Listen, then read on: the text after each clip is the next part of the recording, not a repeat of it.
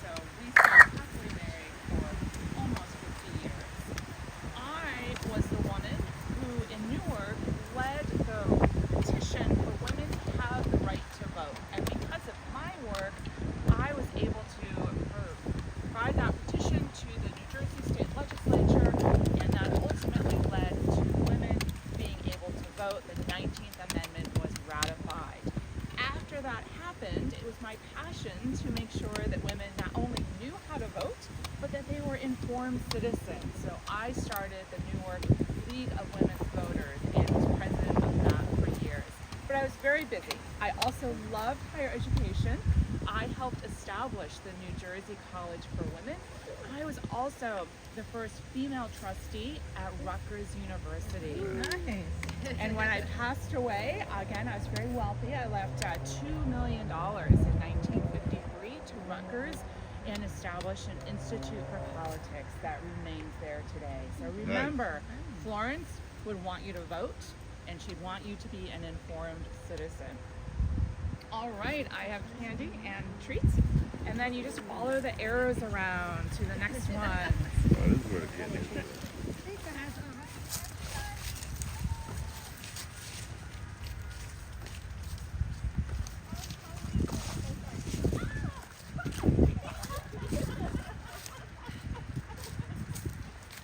Well, thank you so much for coming out. My name is Mary and we live in the Sportsville section of Newark. Have you heard of that? Well, everybody that's anybody lives in that particular area. And when we found out that the SS Titanic was making its maiden voyage, well, we just had to be there. No. It was on April 10th, 1912. We left from Southampton, England. I bought tickets for my daughter, Sarah, and Alexander. And so when we got on the boat, I had never seen such beauty in my life. There was a staircase that was seven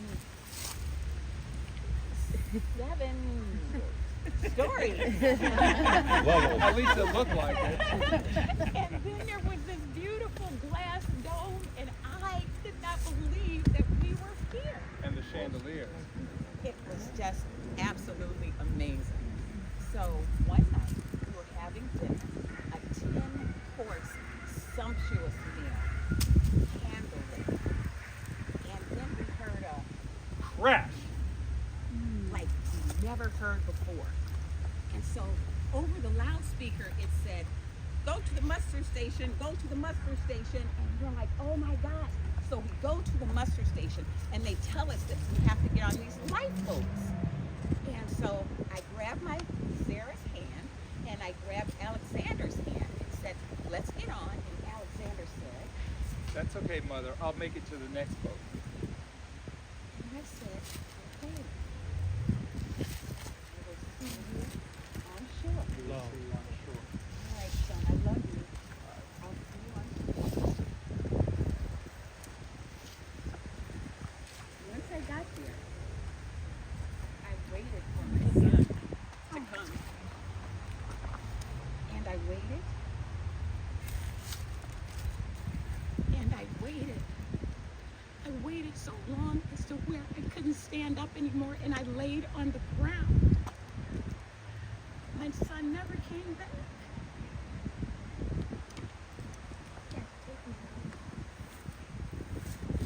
Once I got back to Newark, New Jersey, it just didn't feel right about having my son. So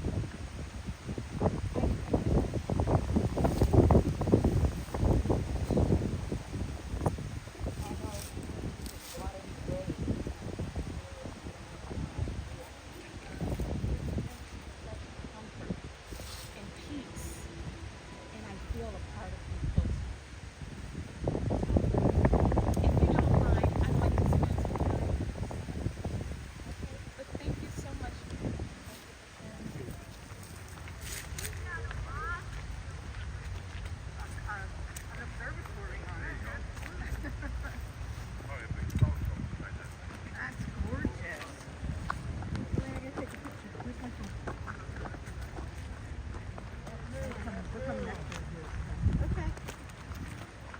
Welcome, welcome, welcome. Welcome.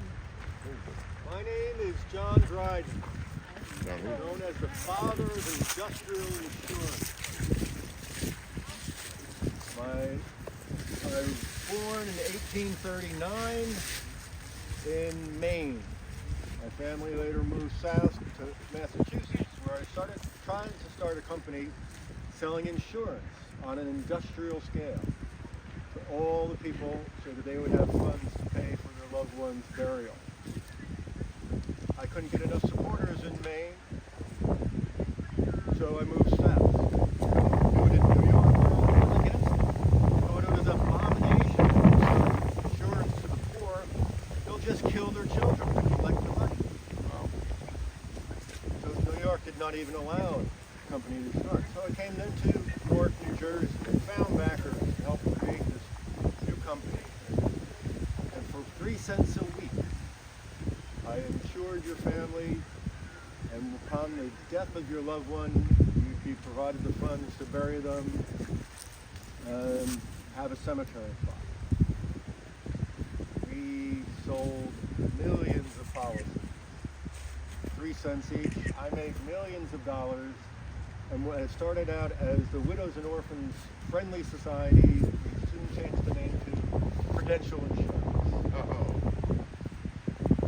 In 1875, Prudential started in Newark, New Jersey, and has grown to the worldwide company today worth over $700 billion. We still are faithful to Newark, having our headquarters downtown for all these years. And as well, 5 years ago, my house had gotten a big drafty, and they donated $500,000 prior, but no heat, so it's still a bit cold, which is why I like getting sun on days like today. I lived in a house downtown Newark, which is now the site of Newark Symphony Hall on Broad Street. That was built about 5 years after I died. I died after being treated by Dr. Ill. Yes, that was his name. First bad choice. For gallstones. He said the surgery was a marvelous success. I died shortly afterwards of pneumonia. I was 72 years old. At my funeral, I had many prominent people from around the state and the nation. J.P. Morgan was one of my pallbearers, as was James McCarter, one of the founders of PSE&G and McCarter Highway, and Mr. Clark of Clark Thread Company. You might know the thread mills across in East Newark, or you know Top's Diner, which is across the street. And the Clark Mansion, which is where the North Ward Center is headquartered on Mount Prospect Avenue. When I died, my estate was worth $50 million, which is $1.2 billion today. Besides the house in Newark, we also had a house in Bernardsville called Stronghold. Such a big house, you get to name it. And that later became Gill State Bernard's school, who then later sold it to Mark Echo. You remember the clothing with the rhino on it? He owns the house now. We were in the midst of building another house at High Point, New Jersey. It would have been it would be the largest estate in New Jersey if it was built. But instead, because of my demise, my daughter Susie decided to sell that property, actually donate it to the state of New Jersey. So there's High Point State Park, wonderful, 10,000 acres of state park in northern New Jersey. I wouldn't have robbed. And that is my tale as John Dryden. Very I have a interesting. question for you. Yes. You want some candy? Absolutely.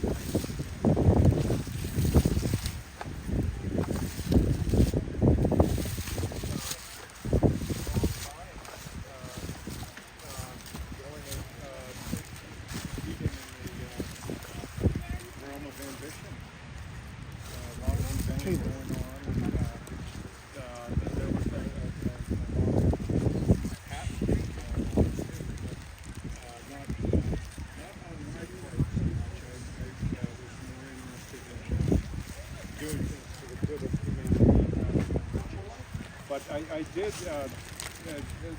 engage in liquidations of businesses and things like that. So anyway, I was happy to come across some great inventions. Patent leather, for instance, that I produced from a scrap of leather that I found from Germany that I was able to develop a patent leather produced in Newark, New Jersey. And anyway, this is not patent leather though. So yes, patent leather. In my old age, I was banished to Maplewood, the Hilton section of Maplewood, but I was able to develop a brand of strawberry which exists to this day. So anyway, wherever I landed, I was able to be productive. Where have you been? Poverty, yeah. So anyway, yeah. Anyway, some people got into the invention boom to be wealthy. Others did it for altruistic reasons. What was his name that I met?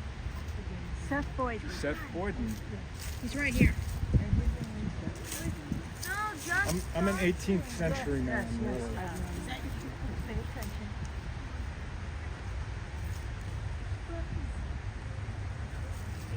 You're welcome. Thank you. Is that the Seth Boyding Project? That's why. Yes. Yes.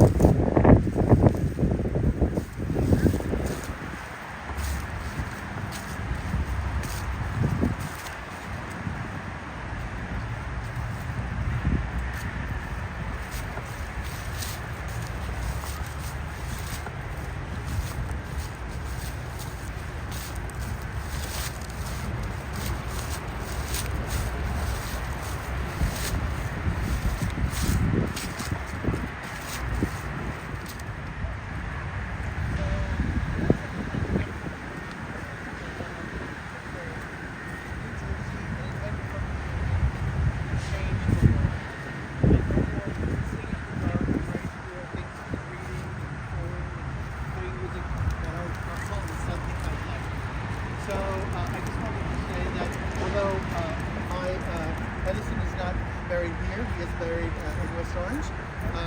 His first wife was born here. I'd like to introduce my first wife, who I met when I was 28 years old, and you were. You were 24. Oh, I was 24. I was 16. Ooh, So, not today. Not today. she can tell you a little bit of what it was like to live with me. Oh, I'm sorry. Edison was mostly deaf. What? So he proposed to me in Morse code. And the nicknames for our first two children were Dot and Dash. On our wedding night, he took off to the laboratory. So Thomas Edison spent a lot of time at work, and I spent a lot of time at home alone. And I died when I was 29. Oh, wow. She died, it was at one point in my career, and I had to borrow $500, which was a huge sum at the time, to keep my company going. I'd been considering stopping it, giving up, and then I was kind of forced. We had 3 children. I was forced to really make it work. So in a sense, things all worked out for the best and for us. That I persevered despite the hardship, and actually went through with getting the funding to continue my experiments. Well, thank you. He was actually originally buried here, and he said I had to move. So I now at Menlo Park. Okay. So we've got some treats for you. Okay.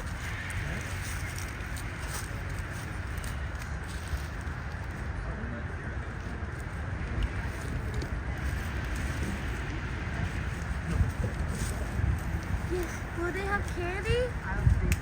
Oh, they do. Okay.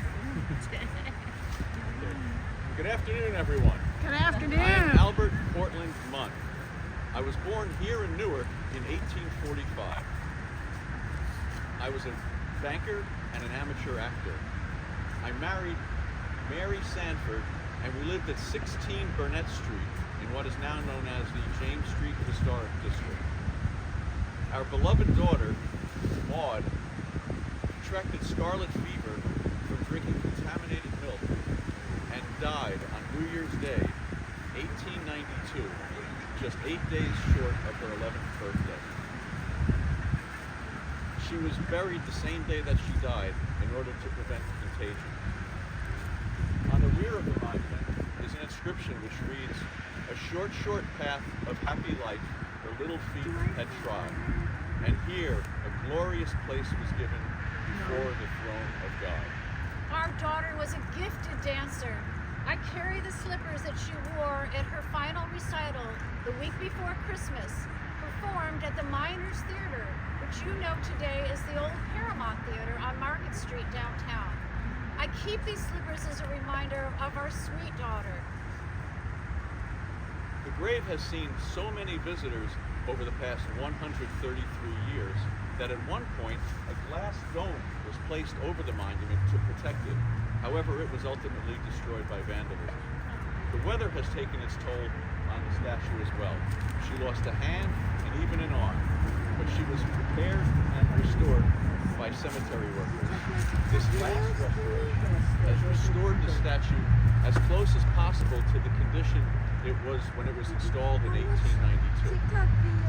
Newark's mortality rate from scarlet fever was #1 at the turn of the century. It mostly affected children in the city.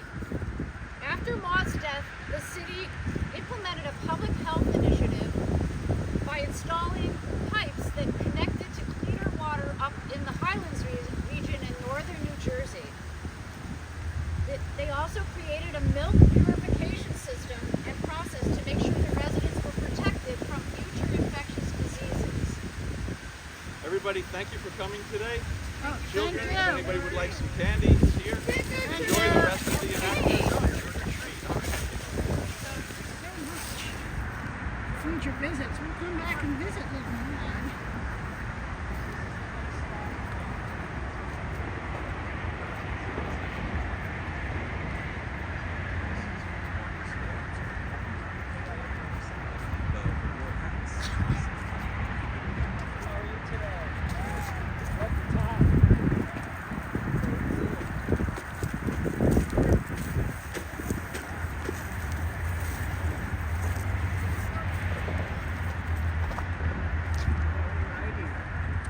How are you today? Good.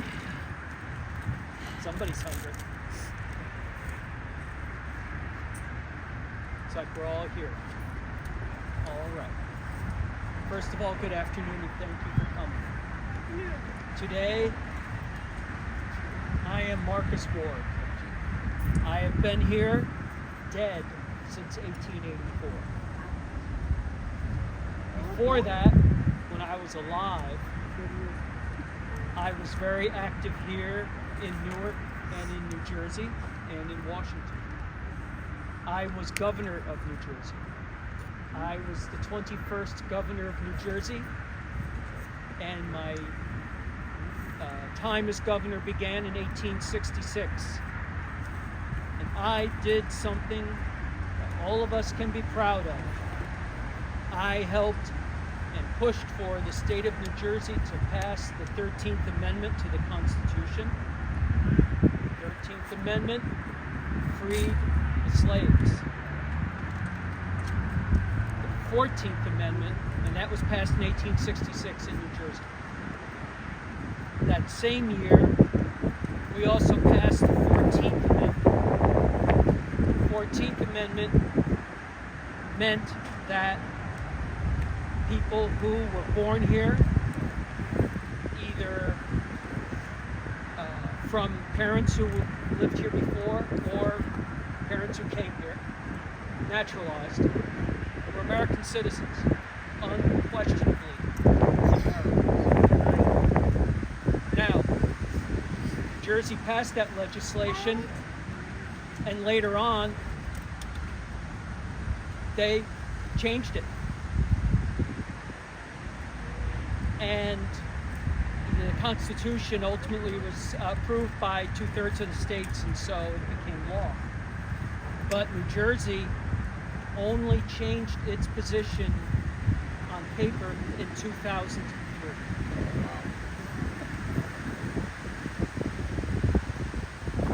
I am still and remain very proud of my work in anti-slavery.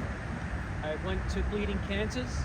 I was a delegate to the Republican National Convention that twice nominated Abraham Lincoln to be President of the United States. That's right.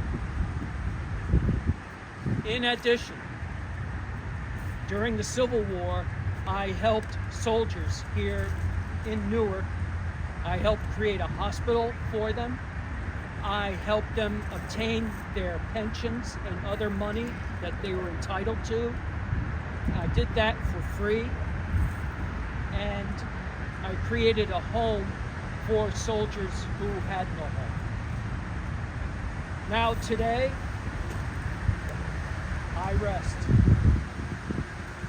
But you have life and can continue the work that we began over 100 years ago. So, for the little ones, adults cannot, no adults can have this. Only That's not fair. trick or treat is. I'm sorry.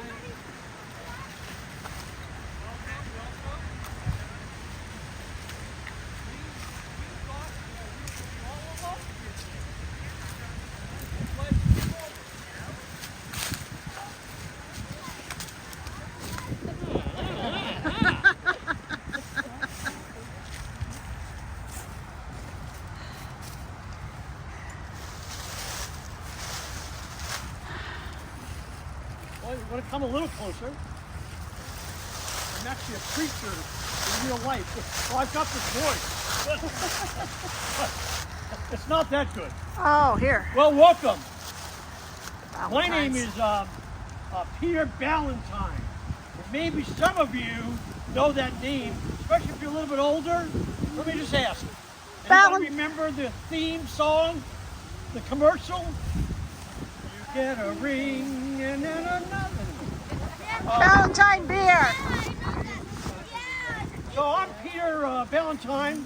I was born in Scotland, and little do people know that I grew up there in poverty. I was really poor. My family was really poor, and at 29, I just got sick of living in poverty. So what I did is I got on a ship and came to New York. And when I got here, the captain told me I had to pay the fee to get off the boat. And I thought, I don't have any money. So the captain said, you could jump overboard and swim, and then you get out of the fee. Well, you know, that's what I did. So I'm one of the original undocumented people in the country.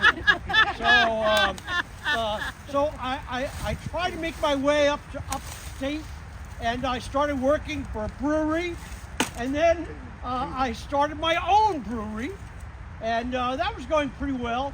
But I came down here and bought an old brewery building and moved right here to Newark, New Jersey. How many of you live in Newark? All right. Yeah, you're blessed. Oh, good. How many of you are from Brooklyn, though? So I started this brewery. I was married. I had 3 kids.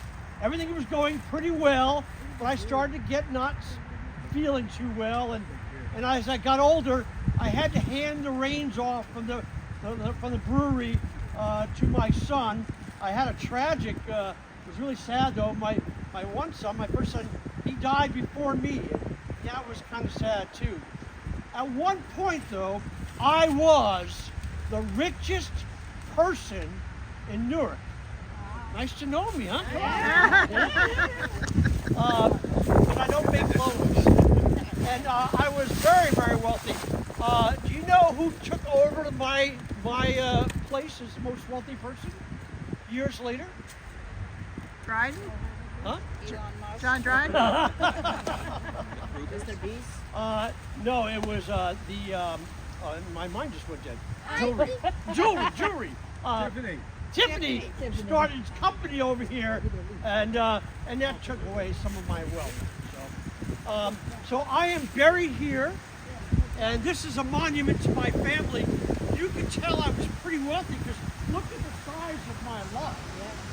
Now, I have a daughter-in-law that I'd like you to meet. And this is my daughter-in-law, and tell them your name and your story. Okay. I'm so glad you came here to visit us. You know, You can stay seated. haven't had visitors in a while. Yes, so it's nice to see you all. My father-in-law, married his second son. My name is married his second son, John, Robert rather, and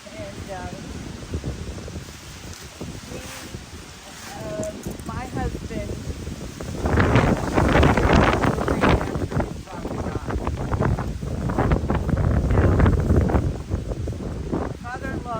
He had a house right on the grounds of the brewery because he wanted to be there and make sure everything, was going all right. But my husband and I, we didn't want this. So my husband and his brother, they decided to buy homes on Washington Avenue right across from the park.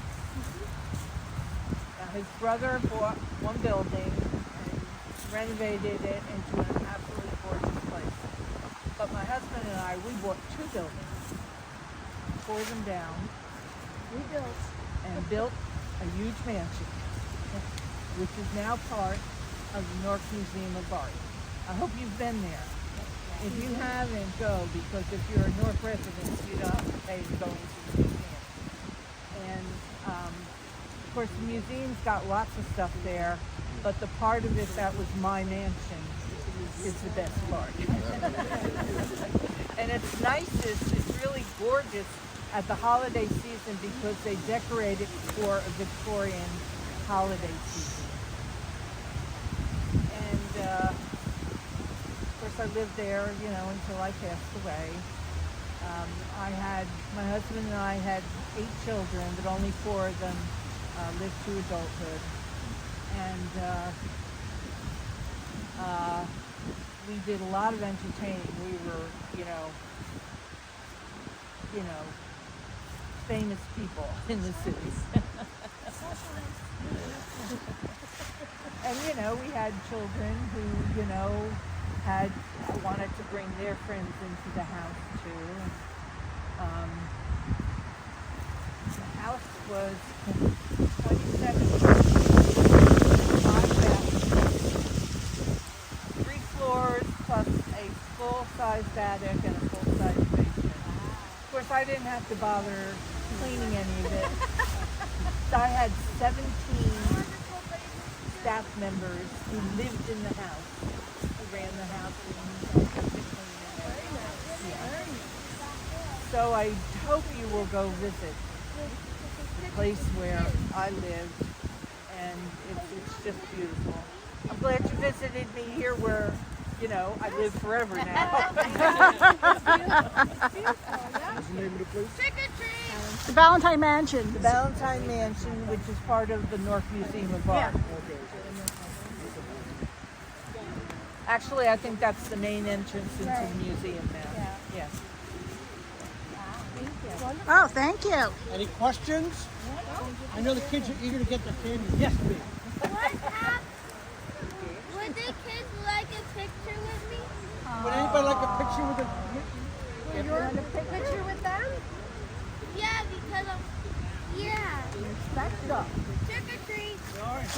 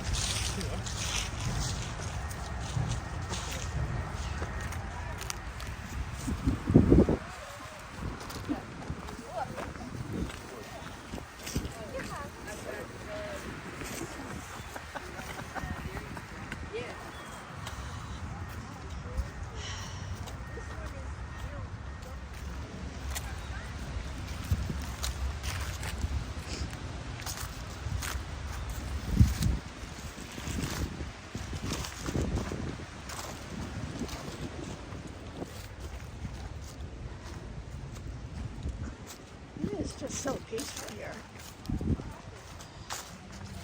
I mean, it's not a busy city of Newark.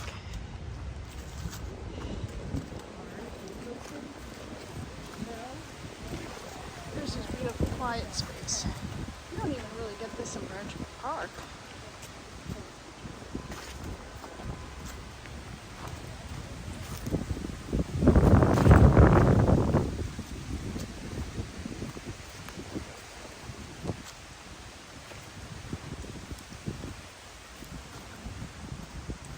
Oh, and Ray Liotta is not here. I know a lot of on the internet says he is. He's not here. They say he is buried upstate.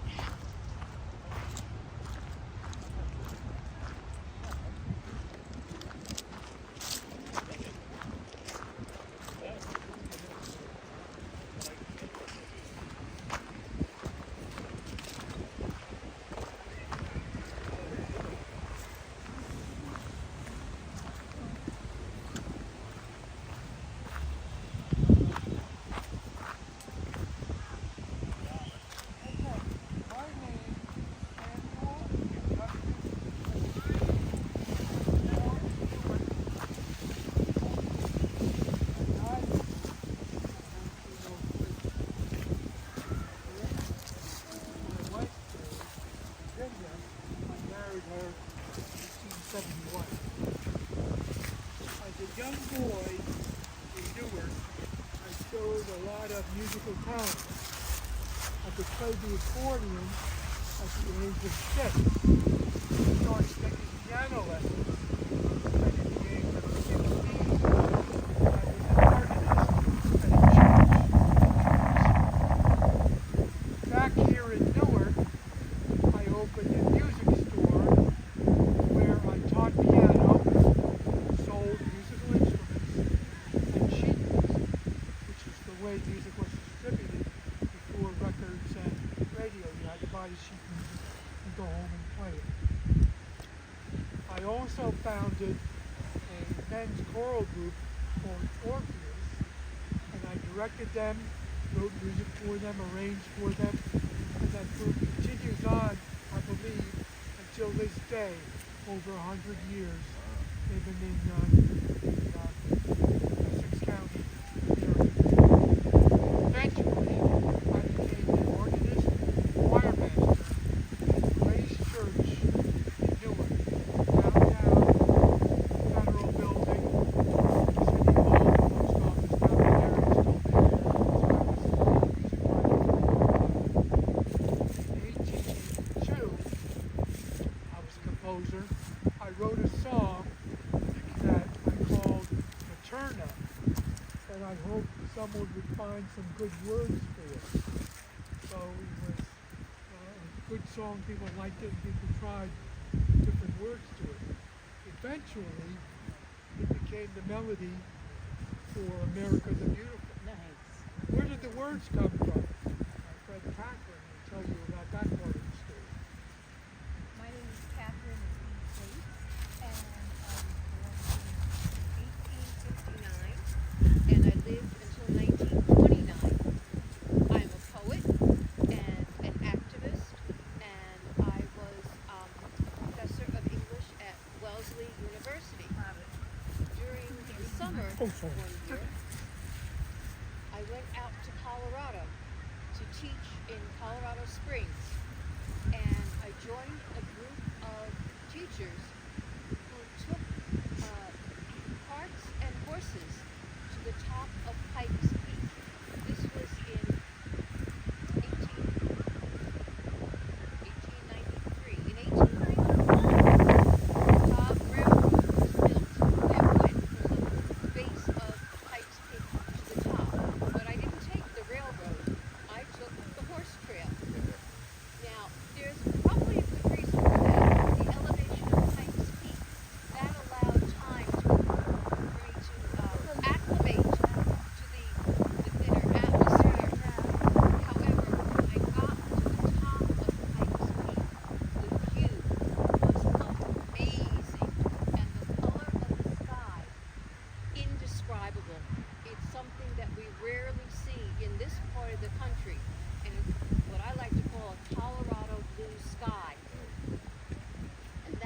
inspired me to write the poem that became America the Beautiful.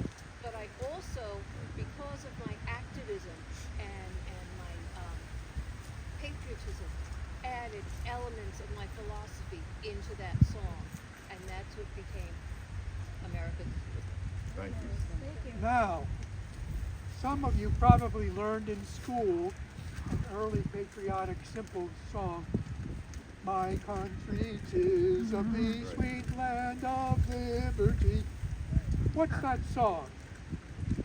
It's, well, that's a different song.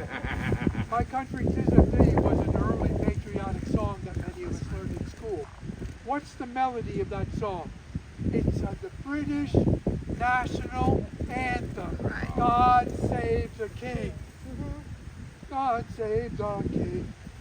All right. Some of you know what our national anthem is now.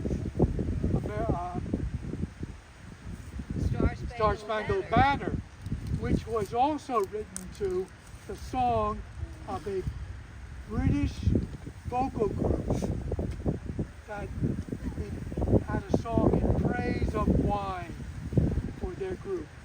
That's the song that's very difficult for us to sing. Star Spangled Banner. Our song is not British.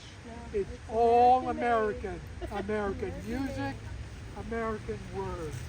So join us for a little bit. Oh, beautiful, for spacious skies, for amber waves of grain, for purple mountains, majesties above the fruited plains. America, America, God share His grace on thee, and crown thy good with brotherhood from sea to shining sea. Yay! Here we go. So that's my story, and I'm sticking. Thank you.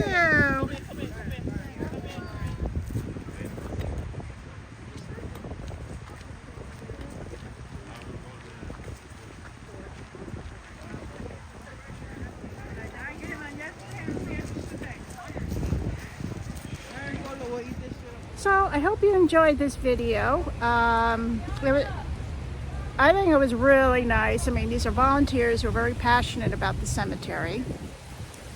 So this is a labor of love, and I'm always happy to support that. We'll come back as I become more and more able to walk. Valentine's, I loved it, you know, 'cause they're my family, you know, they're my other family. And that's it. Again, I hope you enjoyed. Obviously for entertainment purposes only. Like, subscribe, share, and I'll catch you in the next vid. Bye.